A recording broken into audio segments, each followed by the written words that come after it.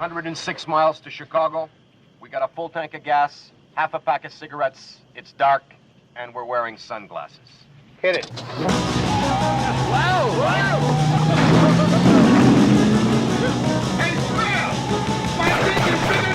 Hello and welcome back to the Blues Brothers Minute. God bless you, you made it back, didn't you? You're back for more of our coverage of the Blues Brothers 2 minutes at a time. I am your good friend, Tom Taylor, and I'm here with my good friend, Mike DeMaria. Hello. Hello, Mike. Yeah. And we're also here with our friend, Dan Lewis. Welcome, Yeah, Dan. yeah, thank you. Yeah, name that movie. One dog point one way, the other dog point the other way, and this guy's looking like, "Hey, what do you want from me?" That's Goodfellas. That's Goodfellas, right? That's not Blues Brothers, but that's another. No, movie. it's not. I enjoy that part of Goodfellas with the painting. Yeah. All I'm right. sort of hanging out with Scorsese's mom. Right. But that's a different minute from a different movie. This is, we're talking about minutes 11 and 12 right. of the Blues Brothers today. Who else is here? What? Did we already introduce Mike? We Yes. did. Oh, okay. I'm sorry. I missed that. Yeah. It wasn't dramatic too or anything. busy. It wasn't Yeah, you were- exciting or interesting. We're too busy lining up your movie quote. I thought he would go off on a bit of a rant maybe at the beginning there, but I'm No. getting ahead of myself. He's a pussycat. Leave him alone. Well, why? You always try to get me to say things, and it really aggravates me. All right. Yeah. Here we go.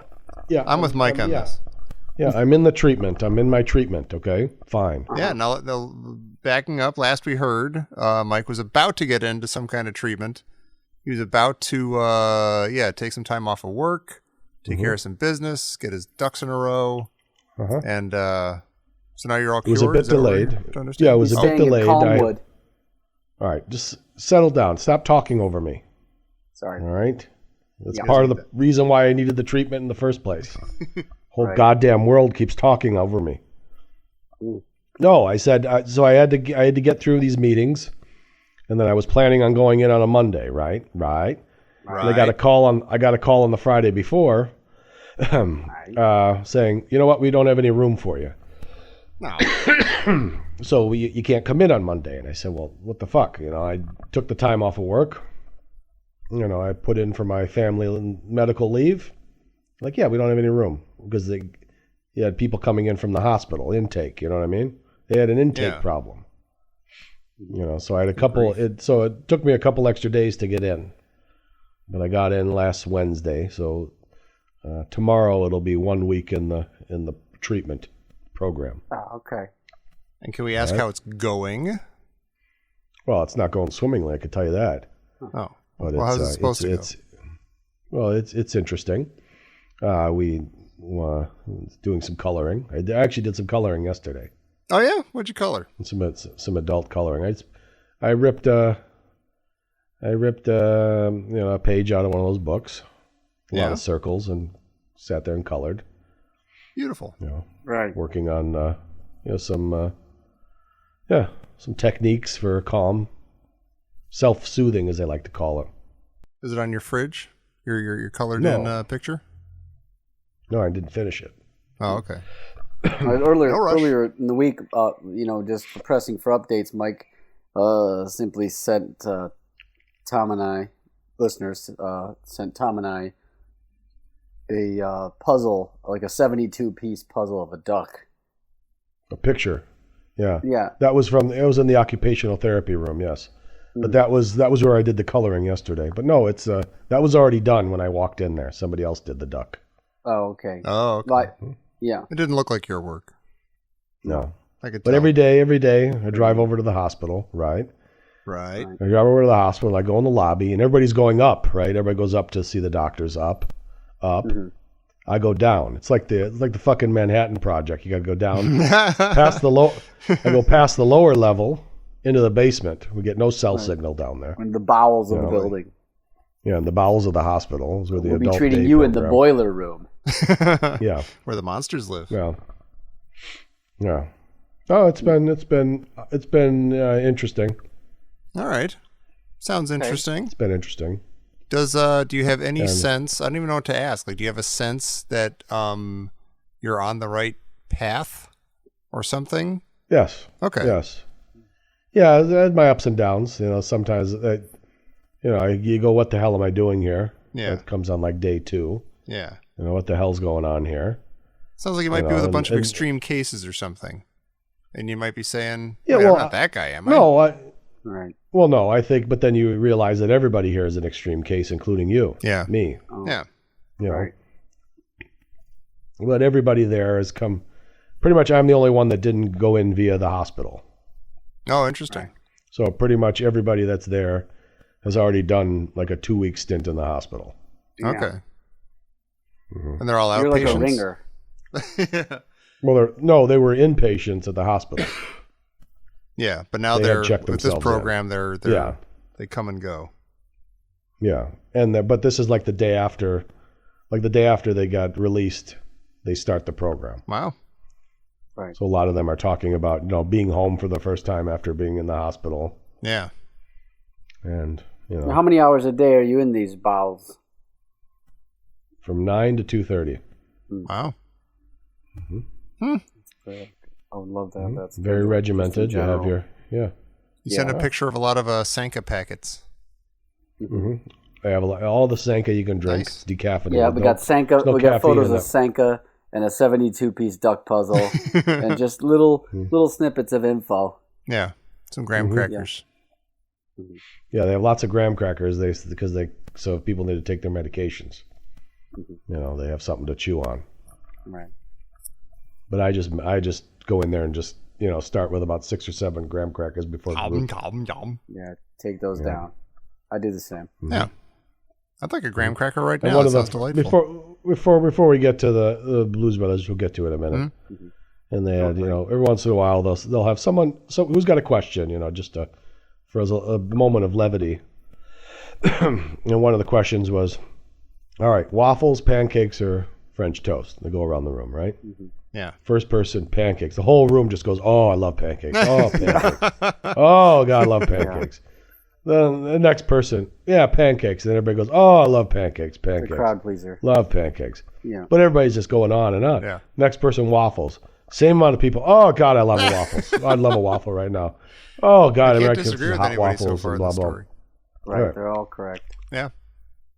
And then they get to the one, just kind of the one troublemaker in the room. Uh-oh.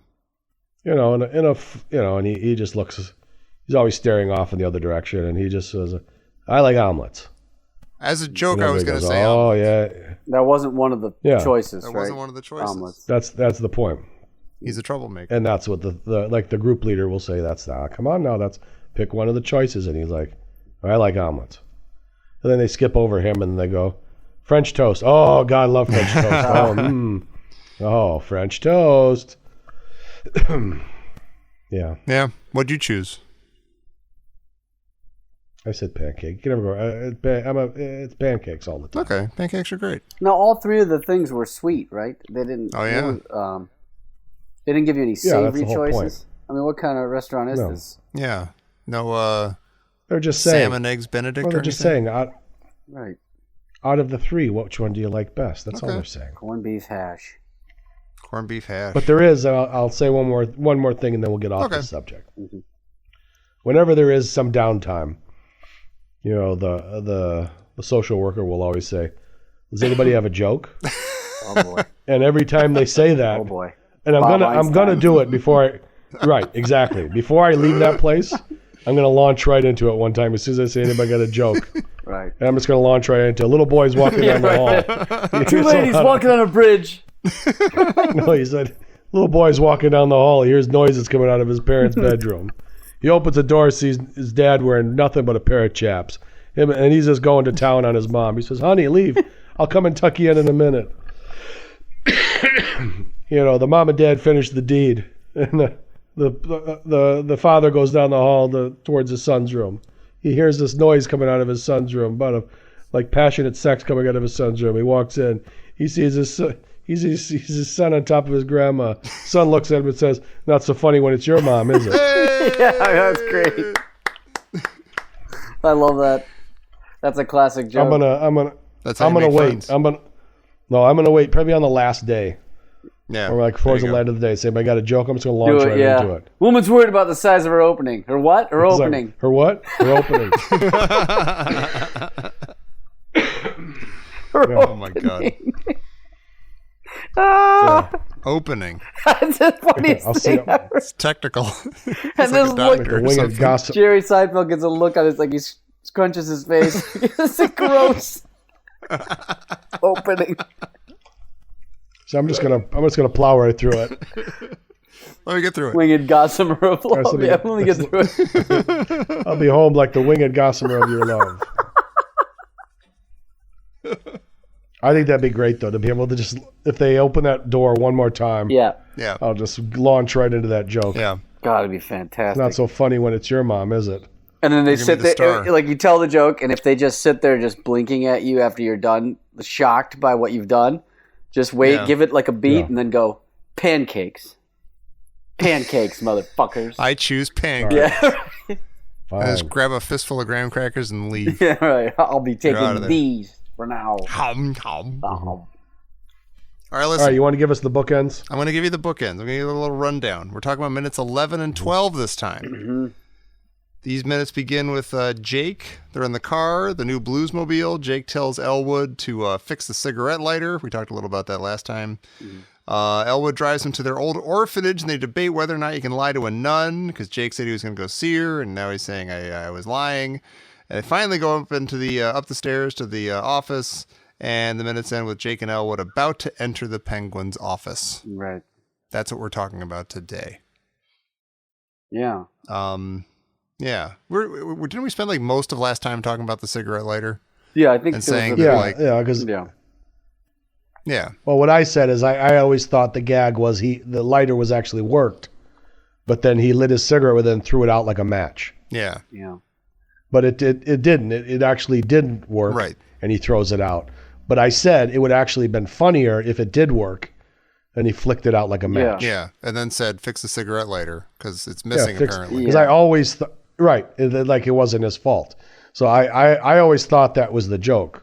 But you clearly at the beginning of this minute you see him using his cigarette lighter to Yeah. light. Yeah. Which, you know, Yeah. he doesn't like to Right. use, evidently. He doesn't like to use the one that he carries with him. Right. Although I'm not a smoker, but I would assume that if you were in a car and there was a lighter there, you'd go for that one instead of like digging your lighter out of your pocket. Yeah, and you save don't a little cash, really, when it comes down to it. Yeah. And a very small amount of cash. Butane. But all the same. Right. Hey, we get a very nice, solid shot of the 1980 Chicago skyline. Yeah, you notice there's a lot of buildings not in there, obviously. There are, but I can't name any of them. But it's Well, a clear lot that of like those there's a lot. Yeah. This looks like, Minneapolis or something right now. No, it's like 'cause they're there's coming from barely the any south. There's a lot of the glass. The South does look, I That's don't true. think it's that different than what you got No. now. There's a couple of glaring No. omissions. Not omissions, but errors. Well, do you see what's not on the Sears Tower? um, The radio. They added the radio. Oh, really? oh, it's got two at the stubby top, 'cause things. they added. there. Yeah, but weird. they extended those, and it actually made it because it made it the tallest building. Right. There was another building that went up that was Right. taller, and they added the extended radio towers. At Are the you top. dead serious? That's not- what made it the tallest building? tallest structure. That's boring. Oh my gosh. No, the building was the tallest building, but then there was another Oh, building okay. that had a but they added. But if you see in the shot, it has the Yeah, stubby radio towers, and they added an extended. That's weird. Yeah, it's not the most later. I don't know majestic what year. shot of the Chicago skyline, but it is It's a not, nice, no. It looks like a kind of rinky-dink town. it warms the cockles for me. It does. It's familiar. Right. West I 90. miss it, you're driving on. Yeah, I very, on a gray day like that. In kind of a sunny gray day. No, so they're obviously okay. Now here's the question then. So they're obviously going west on Yeah. 90, right? Mm-hmm. They're coming up Right. through the south side, right? Right. So they're coming up on that pass right there where you see 90 west. You're not too far out from the city. Then it cuts to them going, which kind of looks like, I don't know where that looks like. It almost looks like Cermak, like west. that is, Yeah. Yeah. So I'm thinking over by where the that's some orphanage neighborhood is, right? there. But where do you think that is? If they're going west and they've already passed the deep Yeah, south side, yeah. right? because they're approaching the actual downtown. Probably that stretch on like South Michigan that's always been really rough. Around the 30s or 20s. I mean, I think it's been built up more now, but back in 1980, it would have been a real. No, it's prime real estate now. My idea of like, go ahead. Well, I'm saying, but okay, think about where they are on that part of West 90. Would they have already passed that? That's. I've lived here for like, I don't know, 20 years on and off. And I don't know the city at all. I don't know, but it struck me that where you see them on West 90 and where they are sort of in relation to the city, and then where they end up, that seems weird to me. It seems like they're going backwards. Like they should have passed this already. Right, because I'm thinking of as like when we're driving back from Indiana on the coming home from Detroit. You go through, you've already passed like Sox Park. You've already passed 95th Street. You've already passed the South Side. Right. What's considered like the deep South Side. You're coming up, and it's almost like when you're coming up on 90. Right. And there's that merge, and you get that view of downtown is what you're getting right there. So it almost seems like they would have had to get off and go back. To be where they're at, unless they're west, unless they're going west where it's real industrial. Right. I don't know, like by Grand and everything where you would go, but I don't know. And I'm wondering if this orphanage is a real orphanage. I think that this could be. I mean, this could be a lot closer to the city than you'd think. That's all I'm saying. Yeah, I've a couple times. This was, of course, years ago, but down on like South Michigan Avenue, down even in the State Street. I've been down there even in the 20s, South 20th or so, or rather 20th Street in South Michigan. I've been down there when it was like real rough. I mean, like a really run down kind of that looks like Detroit now kind of thing, and also. For all the Chicago murders that people talk about, back in, probably not 1980, but 1990, the murder rate was a lot higher than it is now. Mm-hmm. Quite a bit higher. And, it was really run down, these cities around this time, I think. Yeah. Yeah. This was back in the time when I was growing up, my parents would like sort of talk about New York and Chicago and downtown Detroit as like, these are these places we don't even go down there. We're too scared to go down there. Right. It's the big scary city. Yeah. I mean, they were wrong in a lot of ways, but I'm just saying that's how they thought of it. And my idea of what cities are like was kind of shaped by movies like this movie. Sure. And like Sid and Nancy a little bit, maybe. And Midnight Cowboy, throw a little Midnight Cowboy in there, and you're getting a decidedly gritty kind of feel. And that's my idea of like, I want to go live there. Yeah, grimy. That's where I wanted to live, in that little, where they're pulling the car in right there. Yeah, in front of St. Helen of the Blessed Shroud. Right. And I honestly, sincerely, I don't know if that's a joke or not. Like the Blessed Shroud sounds funny, but is that something that like you would name a Catholic orphanage? It's a little overwrought. Yeah. Okay, so it's the location of the fictional St. Helen of the Blessed Shroud. It's in East Pilsen. Oh. So I was right in a sense that it's kind of like over by Chinatown. Because I was weird because when they were coming in off that there's that one building that's that like before they turned down there. It kind of seems like over by Cermak. So it's by 18th Street and Normal Avenue. So it's like South Canalport and 18th Street. It's right near. There's a St. Helens of the Blessed Shroud. Well, it's just they're talking about they're just saying where they were driving. Oh, okay. Okay. Get your throat. It's a fictional place. He's choking on graham crackers like all day. Oh my God. Boy. You gonna be all right? Jesus. Yeah, I've been fighting this too. Yeah, I got a little something. Yeah, you ain't got this though. Nah, the Shandong. It's not the Shandong, is it? Full it's not coming back, is it? It is, but it wasn't as bad. Okay, thank goodness. So it's on Foursquare. You can find it. So East Pilsen. Right. We should go over there, see what it's like 18th now. Street. Yeah, we should. So We've said that a lot, haven't we? 18th Street and Normal. Yeah, you guys, why don't you go find that spot and get a photo there? You guys, stand right where that car is parked. And get yourself a photo. Speaking of cars parked. Well, I'll go because I have all the time in the world now. That's right. What do you got to do? 2:30, you're done. Yeah. Something cinematic happens here, possibly, unless I'm reading too much into this. There's a nice shot of the St. Helena of the Blessed Shroud Orphanage and the kids playing in front, and the Bluesmobile pulls up in front into like the bottom, half of the frame, and blocking out the kids, and it says to serve and protect.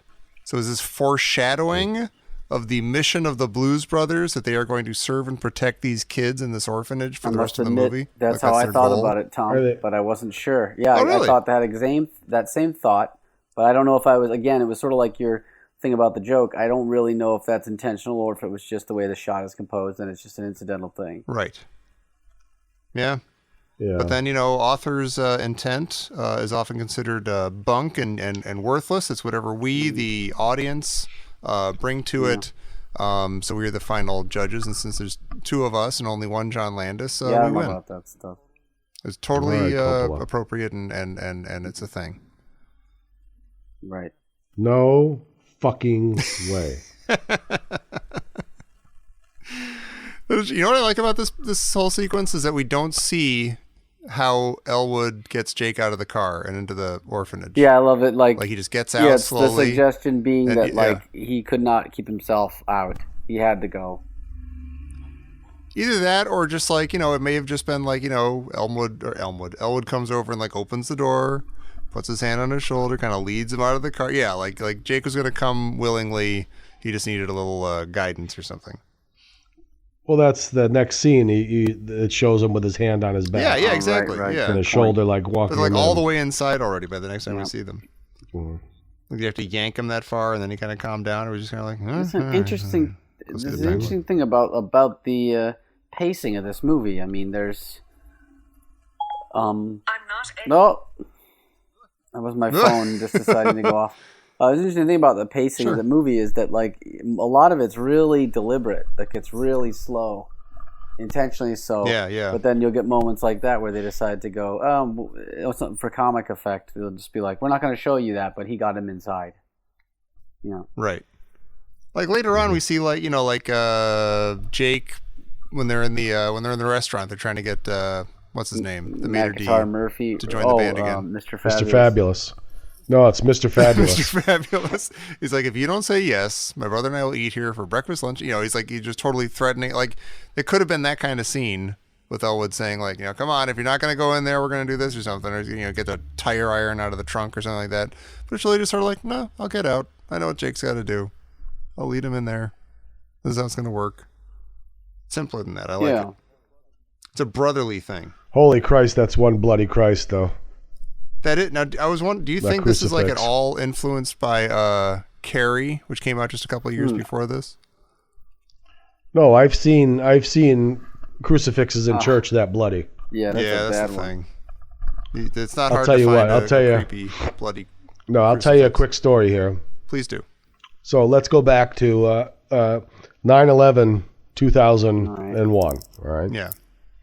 All right. The 9/11. Right. So that one. I'm in Detroit for my godmother's funeral, okay? And this is she's my godmother, and she was like a very saintly Italian woman. So she passed, and all she would do all day is pray for everybody. So she was like this very Catholic. All she would do was pray for all of us every day of her life. Okay. Right, exactly. So, all right, take it easy. So I go to her funeral, and her the church they went to was a Franciscan church, but it abided by the kind of the feel of St. Francis. So it was a wooden church, and it had very cold wooden pews. It was very bare bones, no frills whatsoever. Right, but it had extremely bloody icons. So all of the images of Christ were of pain and suffering. Oh boy, because that was part of the you had to visually see the pain and suffering that Christ went through for your sins. That's everyone's favorite But- Jesus. But as we're pulling up, we're listening, we're getting these reports that some wacky shit's going on, right? Yeah. But we don't know yet. We don't know really what's going on. So as we're putting this woman to, as we're going to her, for her funeral, more and more stuff is coming on that, we're under attack. We're being attacked right now. Yeah. But so as I was getting these reports, I was sitting there staring at this one exceptionally bloody statue of Christ where there's this blood on his face and running down his hands. And I'm staring at it while people behind me, like some very overly dramatic Italians, were talking about this is the end of the world. It was written in the Bible. Today's the last day. But yeah, that's part of why I'm in this day program right now, is this friggin' religion. Yeah. But yeah, so when I see this bloody icon, I don't think they made up one for this. No. For this scene.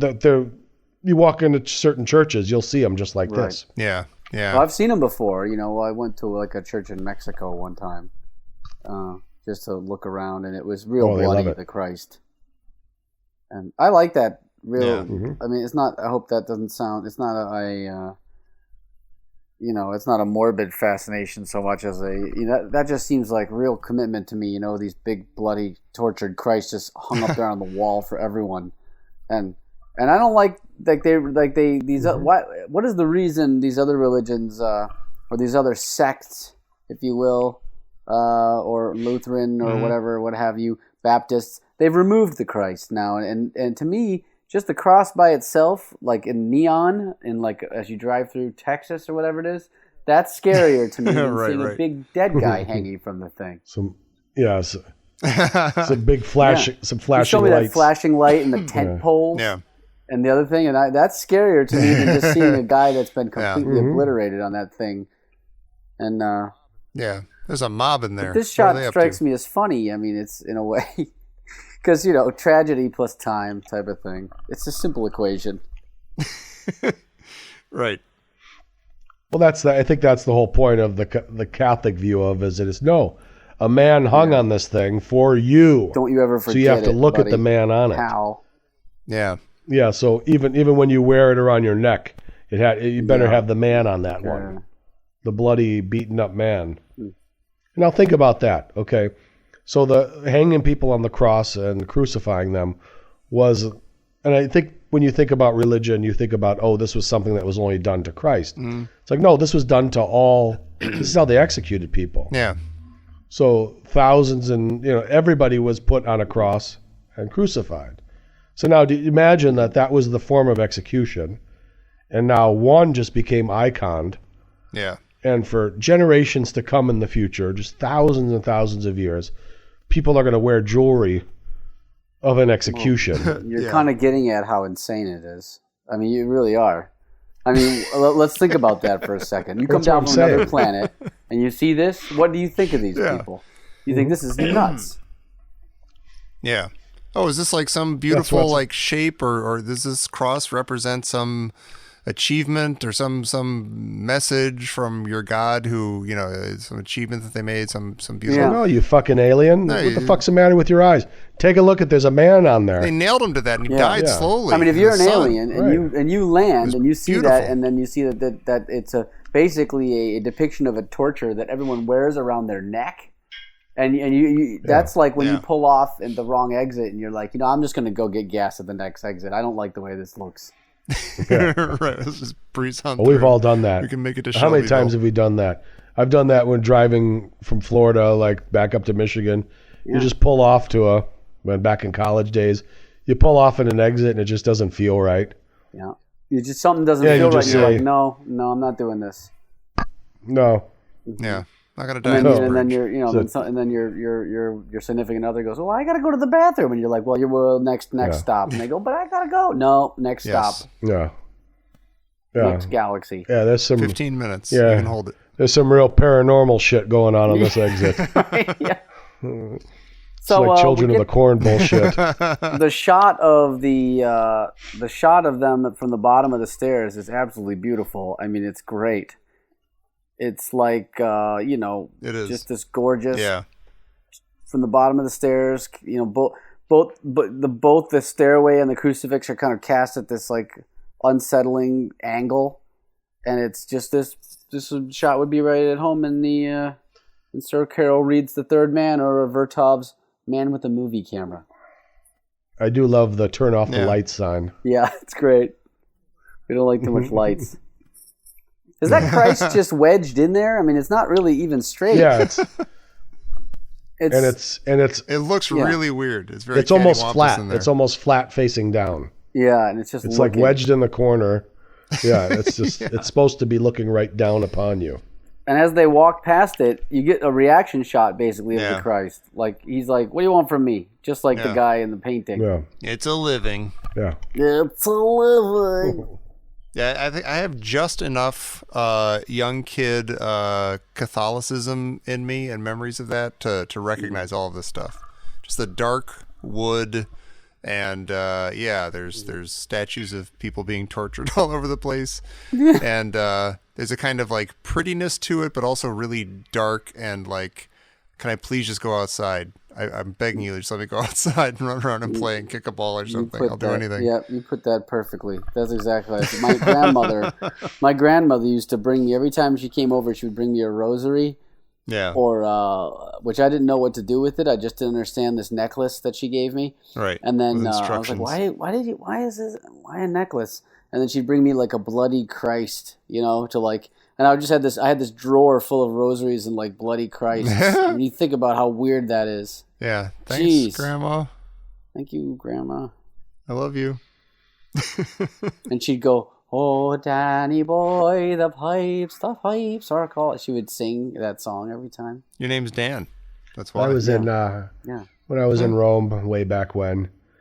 You do the tour around and you're trying to find everything.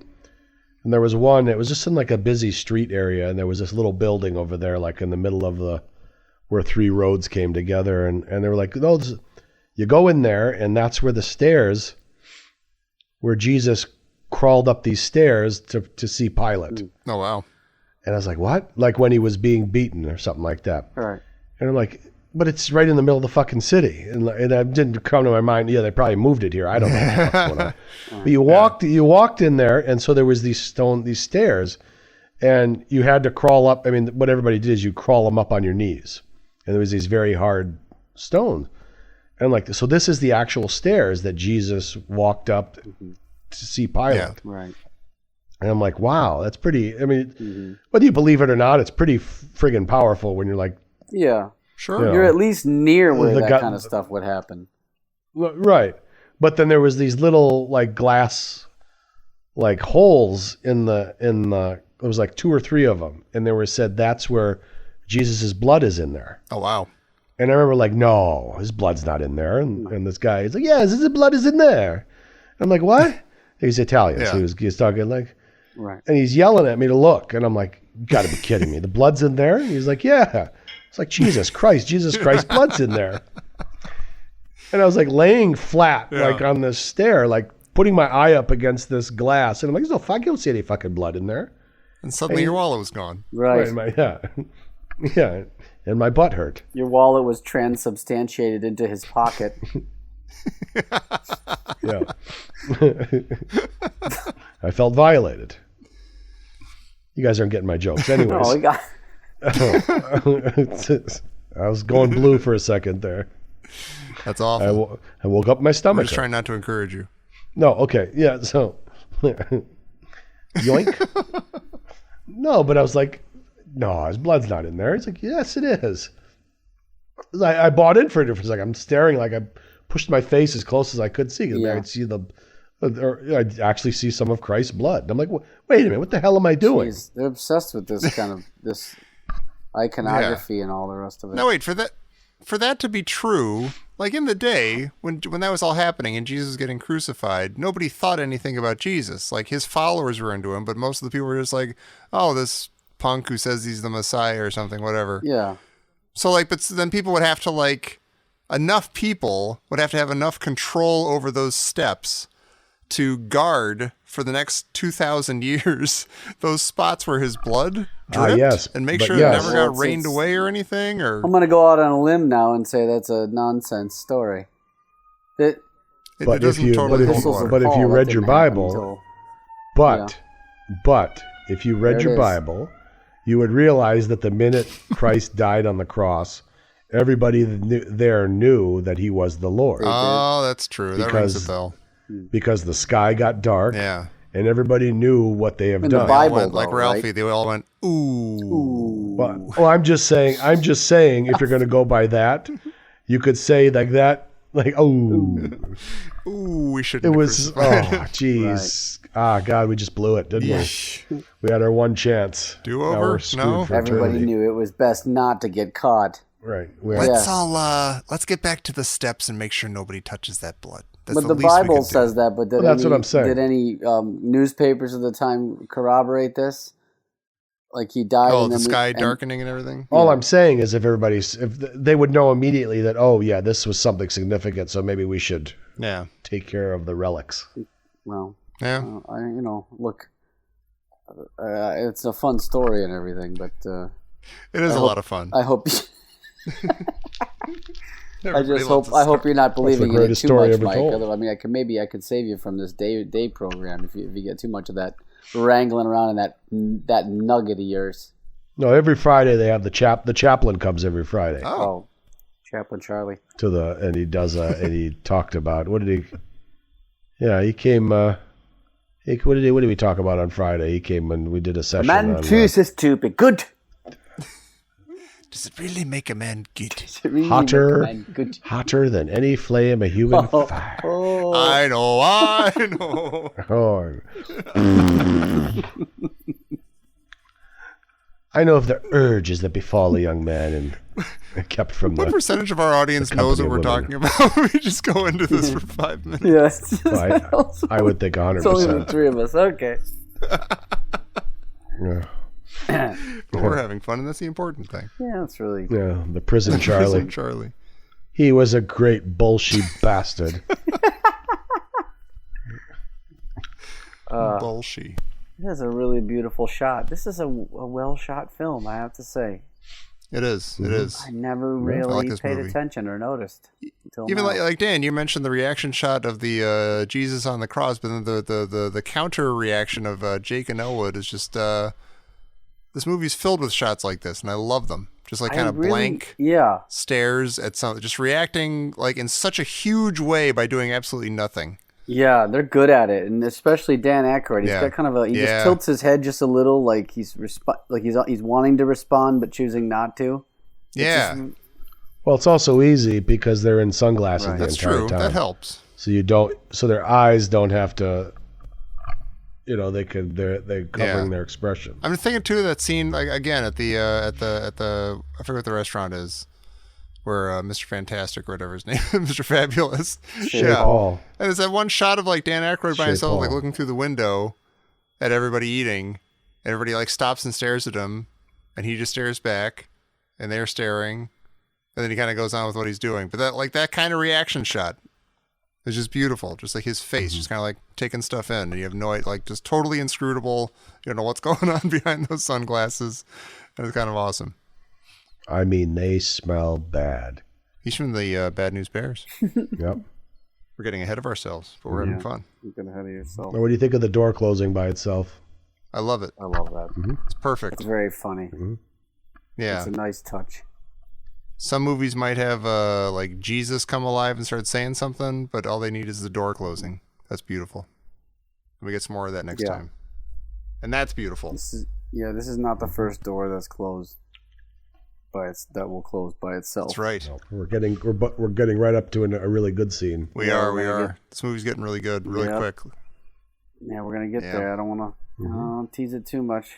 Kathleen Freeman. Instead of teasing it, we could do trivia. No. Oh, Jesus. Oh my God! What movies trivia are we gonna do today? I'm guessing it's going to be Caddyshack because that's the only box that I have.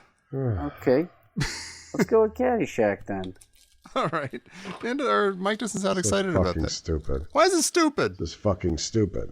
The Because you got to shake Caddyshack at some point. But it's in our DNA. We spent years doing Caddyshack, and it was so much fun, and I miss it Well, terribly. it's still in our bumper music. All right. It is. It is. It's still a huge part of the show. All right. Yeah. And hey, listen, if you can find me a Blues Brothers trivia game, I'll get onto that. All right. 4 questions. Finish Danny's admission to Maggie on the golf course. I've been a dink, creep, fool, or sneak. Fool. I guess fool. Interesting. Yeah. That's funny. Really? I want to say creep. Mm. I want to say creep, but you guys are saying fool. Oh, and look at me. Oh, you're the one. That's a creep. Yeah, you had the. I because you have the card in swear your to hand. the bleeding Christ on the cross that I did not look at the answer. Right. Fucking asshole.